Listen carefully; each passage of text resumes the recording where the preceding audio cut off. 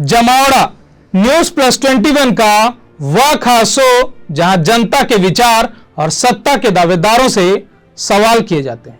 आज इसी कड़ी में हमारे साथ जनता के बीच से मौजूद हैं उमेश पटेल, महामंत्री, छत्तीसगढ़ विद्युत संविदा कर्मचारी। सर, आपका बहुत बहुत स्वागत व अभिनंदन है।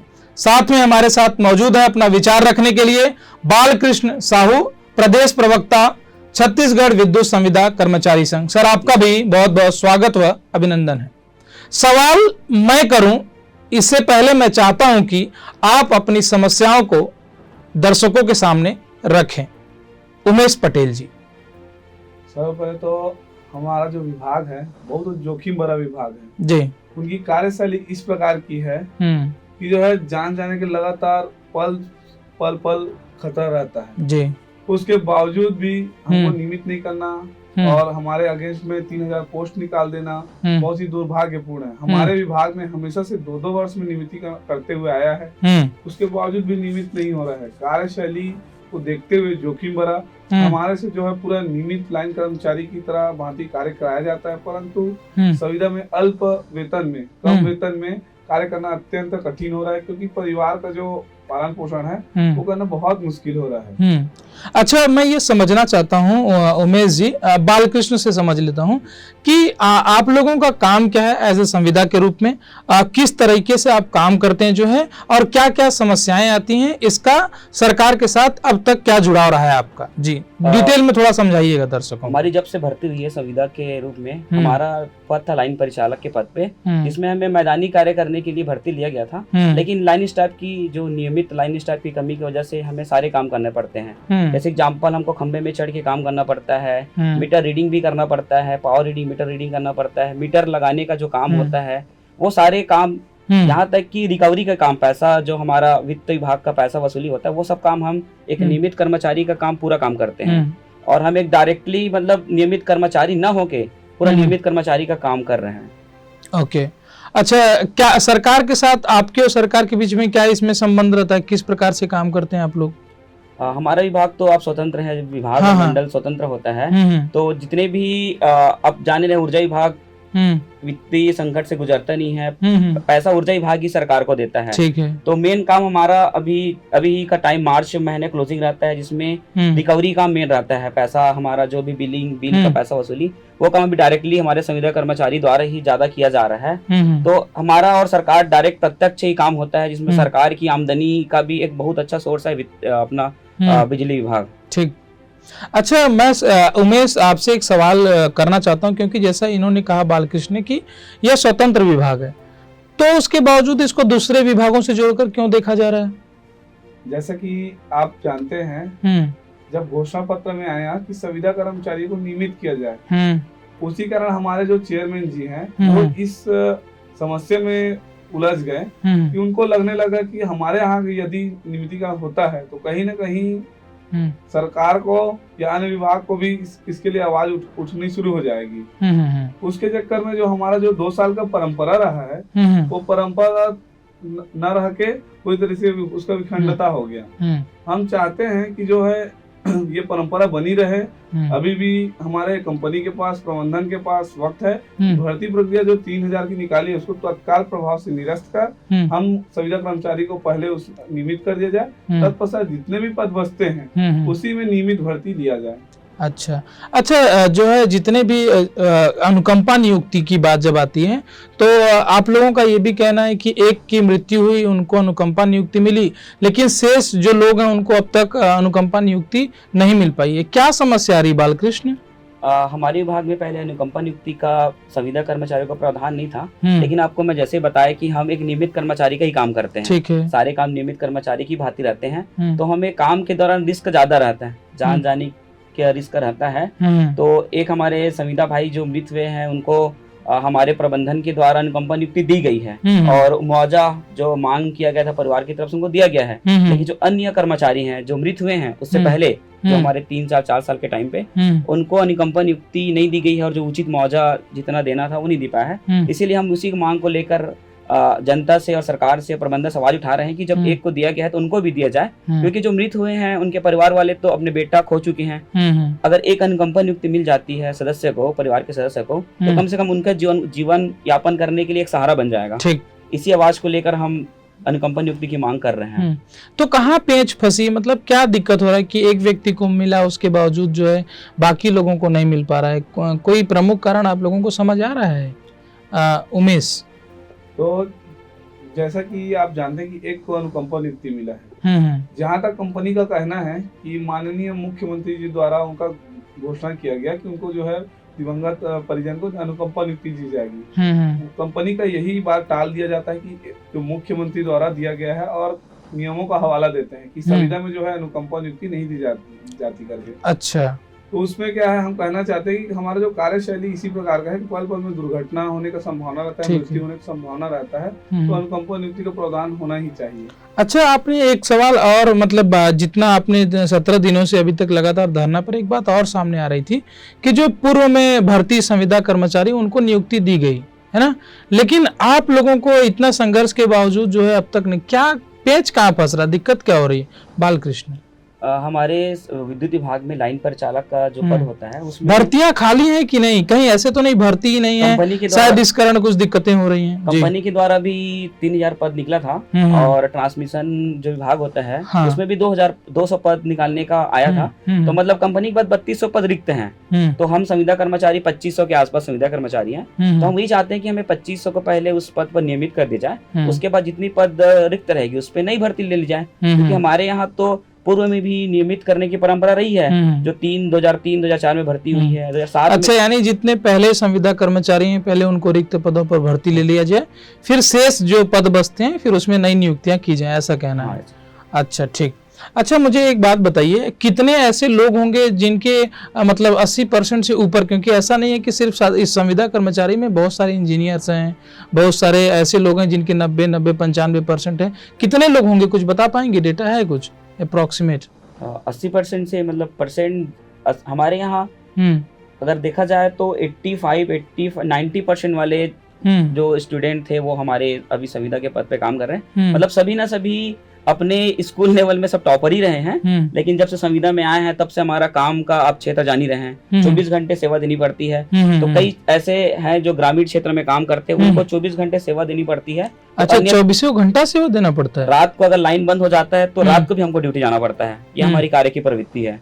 तो हम एक तो घर वाले को समय नहीं दे पाते और दूसरा अन्यत्र पढ़ाई करने का तो हम सोच ही नहीं सकते। तो यही सब समस्या। अच्छा, एक उमेश, एक बात मैं और जानना चाहता हूँ, क्योंकि ऐसा नहीं है कि बहुत ऐसे नहीं है कि सिर्फ और सिर्फ जो है बिना शादीशुदा इसमें संविदा कर्मचारी, कुछ ऐसे भी हैं जिनका अपना परिवार है जो है, हाँ ठीक है आपके माता पिता हैं लेकिन उनकी शादी हो चुकी है, उनके बाल बच्चे हो चुके हैं और फिर भी वो जो है इतने कम पैसे में जीविकोपार्जन, तो क्या क्या समस्याएं आ रही हैं जो उनके जीवन में?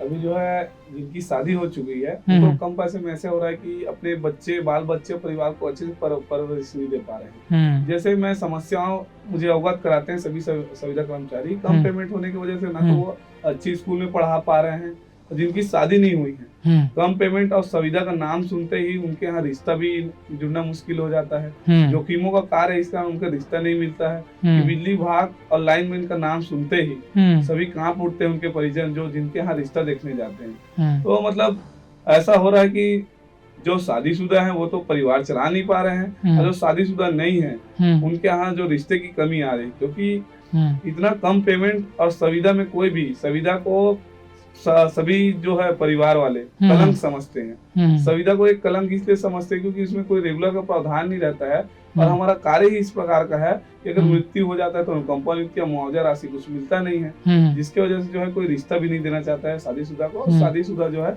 अच्छा पहले तो शादी नहीं होती और शादी हुई तो आखिरकार परिवार का पालन पोषण कैसे करें।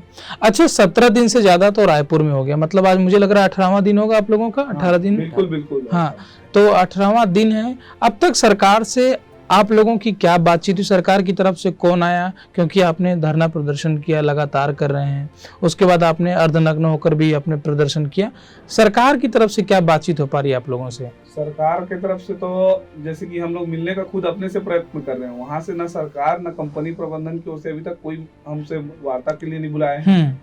हम लोग अपने से कोशिश कर रहे हैं कि माननीय मुख्यमंत्री जी हमसे एक बार मिले, हमारी समस्याओं को सुने, और हम चाहते हैं कि हमें जो है अन्य विभाग की तरह न जोड़े। और पहले भी हमारा जो कंपनी में जो परंपरा रहा है उसको देखते हुए हमको तुरंत तत्काल नियमित किया जाए। और हम चाहते हैं कि जैसे कि एक दो बार हम लोग जो है मंत्रिमंडल से भी मिलने की कोशिश किए, तो उसमें जो है हम लोग को जो अच्छे से वार्तालाप नहीं हो पाया। अच्छा। क्योंकि मंत्रिमंडल भी अभी विधानसभा में व्यस्त थे, तो उनसे मुलाकात नहीं हो पाई। तब चाहते हैं कि माननीय मुख्यमंत्री जी विधानसभा सत्र से जब फ्री हो चुके हैं तो हमको भी जो समय दे दे 5 मिनट का ही, कम से कम अपनी समस्याओं को उनको अवगत करा दे और हम लोग जो है नियमित हो सके। अच्छा बालकृष्ण, सत्र भी समाप्त हो चुका है जैसा कि कह रहे हैं उमेश की, आके बातचीत भी करें, लेकिन इसके अगर देखा जाए दूसरी तरफ तो कलेक्टर आदेश दे दिए हैं कि आपको जो है धरना स्थल खाली करना होगा क्योंकि आम जनता को काफी समस्याओं का सामना करना पड़ रहा है। क्या कहना चाहेंगे? वो आदेश जब जारी हुआ तो हमें भी थोड़ा सोचनी हो गई थे, क्योंकि धरना स्थल पे हमारे अलावा 5-6 संगठन वहाँ पे प्रदर्शन कर रहे हैं, तो हमें ही नोटिस क्यों दिया गया है? तो हमको ये लगता है कि कहीं ना कहीं प्रबंधन या सरकार की ये चाल हो सकती है कि हमें हमारे आंदोलन को दबाया जाए, आंदोलन को दबाकर हमें वापस भेजने का ये प्रयास हो सकता है। तो हम मीडिया के माध्यम से आम जनता को और कलेक्टर जी से अनुरोध करते हैं कि अगर नियम आप लागू करते हैं तो सबके लिए नियम लागू कीजिए। धरना स्थल से अगर खाली करवा रहे हैं, 140 धारा लागू करवा रहे हैं, तो सभी संगठन के लिए करवाइए, क्योंकि हम एक ऐसा संगठन नहीं है जो अपनी मांगों को लेकर बैठे हैं, वहाँ पे अन्य संगठन भी बैठे हुए हैं।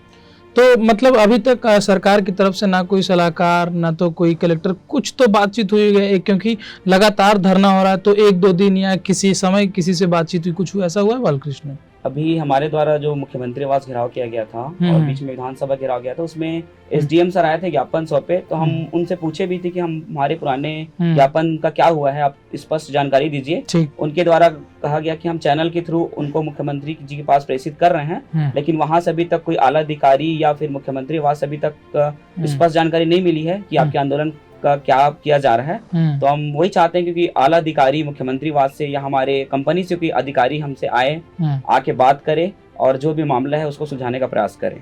अच्छा, अगर मान लीजिए बालकृष्ण और उमेश, यदि आपकी बात सरकार नहीं सुनती है, मान लेते हैं कि अगर आपका 18 दिन भी हो गया, क्योंकि अब आपको जाना होगा, सरकारी कानून नियम जो उसके आधार पर धारा लागू हो चुकी, तो आपको भी यहाँ से पलायन करना होगा।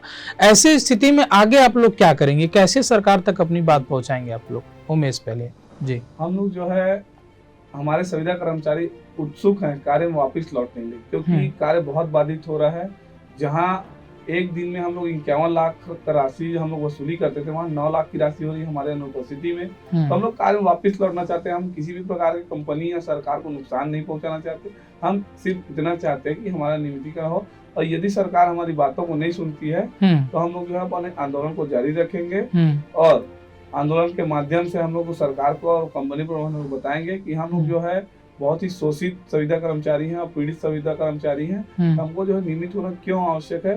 तो जब तक हम लोग को मुख्यमंत्री जी से बात नहीं हो पाएगा तब तक हम लोग जो है आंदोलन को जारी रखेंगे। ठीक। अच्छा बालकृष्ण, एक और सवाल मैं करूंगा जाते जाते। 18 दिन हो गए, उसके पहले भी लगभग मुझे लग रहा है 2 महीना से ज्यादा हो गए अन्य जगहों पर। ऐसे में जीविकोपार्जन कर पाना कितना मुश्किल हो रहा है आप लोगों को? अभी करीबन 1.5 महीना हो गया हमारा काम बंद है, हड़ताल भी कर रहे हैं। हमें अभी तक 1.5 महीना का पेमेंट है वो नहीं मिल पाया है। कंपनी द्वारा अभी पेमेंट भुगतान नहीं किया गया है। तो हमारे जितने भी संविदा कर्मचारी थे वो घर से मंग के अपना जीविकोपार्जन कर रहे हैं, क्योंकि सबको उम्मीद है कि हम एक नियमित होकर जाएंगे, तो जो भी राशि खर्च हो रहा है, रहने का खर्च है, वो सब अपने घर से मंग के जीविकोपार्जन का भी कर रहे हैं। अच्छा जी, क्योंकि आप लोग यही हैं, तो कौन अन्य लोग काम कर रहे हैं? किस प्रकार से ग्रामीण स्तरों पर अगर बिजली की समस्या हो रही तो वो कैसे बन पा रही, सुधर पा रही है? उसके लिए क्या कुछ पावर कंपनी तैयारियां कर रखी हैं क्या, कि आप लोगों को नेग्लेक्ट करके किसी दूसरे से काम करवा रही हैं, ठेका का ऐसा कुछ है क्या? पावर कंपनी के द्वारा अभी बीच में हमें वो किया गया कि आप काम में वापस लौटो, काम में वापस नहीं लौटोगे तो ठेका कर्मचारियों की भर्ती। हाँ, वही मैं पूछ रहा था। तो बीच में ठेका कर्मचारियों की भर्ती के लिए 2000 ठेका कर्मचारी भर्ती के लिए कुछ आदेश आया हुआ था। तो हम वही चाहते हैं कि हम भी संविदा में काम कर रहे हैं, हमारे बदले आप ठेका कर्मचारी को क्यों रखना चाहते हो, और उनको 3 महीने के लिए रख रहे हो। अगर हम काम में वापस लौटते हैं तो उनको भी आप काम से निकाल दोगे, तो कहीं ना कहीं ये जो ठेका कर्मचारी जो काम करेंगे उनके लिए भी घातक है, क्योंकि हम काम करने में दक्ष हैं, 5 साल 6 साल से काम कर रहे हैं, और ठेका कर्मचारी पहली बार काम करने आएगा, वो शुरू में ही तो खंभा चढ़ के काम नहीं कर सकता, क्योंकि उनके पास एक्सपीरियंस की कमी है, तो उनके साथ दुर्घटना हो सकती है। जो हमारे जितने भाई चोटिल, उससे ज्यादा दुर्घटना ठेका कर्मचारियों के साथ हो सकती है। तो कंपनी इस पर ध्यान दे कि ठेका कर्मचारी की भर्ती न ले और हमें नियमित करे और हम उनको काम में लौटने के लिए। उमेश, जाते जाते सरकार से क्या कहना चाहेंगे? सरकार से मेरा निवेदन है कि हमसे बात करें और हमसे बात करके जो है समस्या का समाधान करें, क्योंकि हम जो है अपनी पीड़ाओं को, अपनी व्यथाओं को अच्छी तरीके से बता सकते हैं और हम लोग सरकार के सामने रख सकते हैं कि कैसे हम अन्य विभाग से अलग हैं। क्योंकि अन्य विभाग में मैं जहाँ तक मैं देखता हूँ कि कई सालों से, 15 सालों से भी संविदा में कार्यरत है, जबकि हमारे यहाँ बिल्कुल भी ऐसा नहीं है। हमारे यहाँ यही आपका सिंपल सा मांग है कि सरकार के कोई व्यक्ति या खुद मुख्यमंत्री जी आए एक बार, और या फिर हमें बुला लें जो है, और हम बातचीत करते हैं और यह कोशिश करें कि जल्द से जल्द हमारी समस्या का समाधान हो सके। यही है आपके विचार? बिल्कुल बिल्कुल यही। चलिए, आप दोनों का बहुत बहुत शुक्रिया, आपने हमारे सभी प्रश्नों का बहुत ही शालीनता और सहजता के साथ जवाब दिया। मैं चाहता हूं कि सभी दर्शक उमेश और बालकृष्ण जैसे जितने भी संविदा कर्मचारी हैं इनका साथ दें और इसको इतना फैलाएं कि दर्शक तमाम जो है जितने सरकारी लोग हैं उन तक पहुंच सके, मंत्रियों तक पहुंच सके, सरकार तक पहुंच सके, ताकि इनकी जो समस्या है वो दूर हो सके। इसी के साथ वार्ता है उसको समाप्त करते हैं। आप ऐसे ही हमारे चैनल को सब्सक्राइब कर लें, साथ ही हमारे साथ जुड़े रहें। शुक्रिया।